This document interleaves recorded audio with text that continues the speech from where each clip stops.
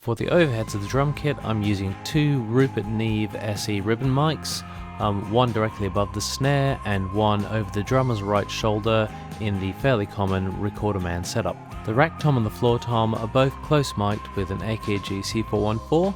The snare drum is over and under mic'd with an SM57 on top and a 421 on the bottom. The kick drum has a Beyer M88 on the inside and a large diaphragm FET condenser Bock microphone on the outside. Room mics are an AB spaced pair of Neumann U87s. Once I've gain staged all my drums, I need to get some snare hits to phase align that snare drum mic to the overhead mic.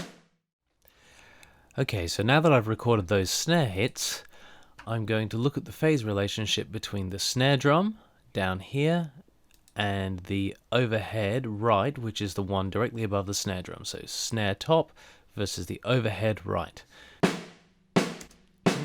It's a nice sounding room. The snare sounds a little bit back to me, and I reckon that's going to be because of a little bit of phase cancellation. So let's have a look at what's happening here. So I've set up auto align here, sending on channel 1, and I've got it receiving here on channel 1 on the overhead right.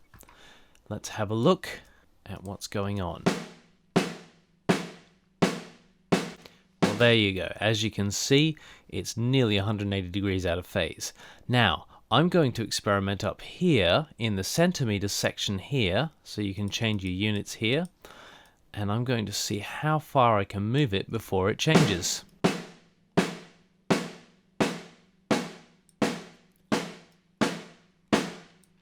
Alright, so let's say roughly 24 centimeters and it's completely out of phase. Now I'm going to reverse the phase here, so now it goes completely up to perfectly in phase. So let's have a listen to that. And turn it off. Back on. So I now know that I need to move this overhead microphone 24 centimeters up, and I need to reverse the polarity of the microphone. After moving that overhead and reversing the polarity of the microphone, I now know that my snare and my overhead are in phase. At this point, I remove auto align off the snare and I leave it on my overhead. My overhead is now the primary microphone. Everything is phase checked against that overhead. Now I have auto align set to sending on 1 with the overhead, and in these room mics, for example, receiving on 1. For the next step, I will need roughly 10 hits of each drum. The reason being, I want to tune specific microphones to specific drums and phase match them to the overhead that is directly above the snare drum. So as we can see, I now have all of those individual hits of the kick, the snare, the rack tom, and the floor tom. If you look on the bottom here, I've now colored the overhead yellow and the rooms green. At this point, I now want to phase align microphones to that overhead that we have recently phase corrected and changed the distance of. So here's the overhead set up to number 1, and let's take this room, for example, to number 2. Personally, I like to tune kick drums to rooms because I think room mics pick up a really great kick sound and you get a really nice bloom from the room, and the distance really gives you some nice, beautiful low end, sort of cushiony. I like it. Let's have a look at what's going on with this relationship. Now once again, we're seeing that that's quite out of phase, so I'm going to do basically the same thing I did for my overhead originally, which is change it to centimeters, move it until it's in phase, which is roughly 35 centimeters or so, then reverse that polarity. Let's have a listen to that. So I now know that I need to move that microphone 34 centimeters back and reverse the polarity. Let's have a look at the other one. There's a slight problem with this one here, and you'll see in a second.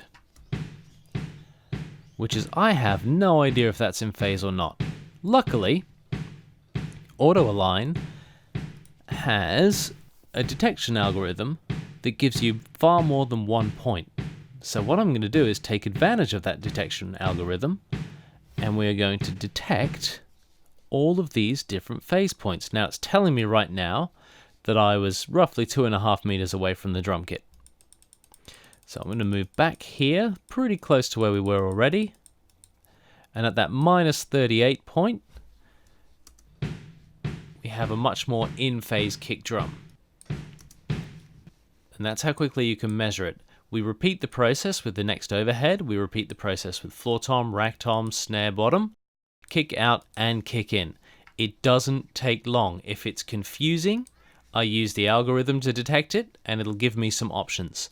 If it is not confusing, like this one, I prefer to do it by hand. Once I have all those measurements, it's as simple as writing them down, then walking into the room and moving all of those microphones that you need to move.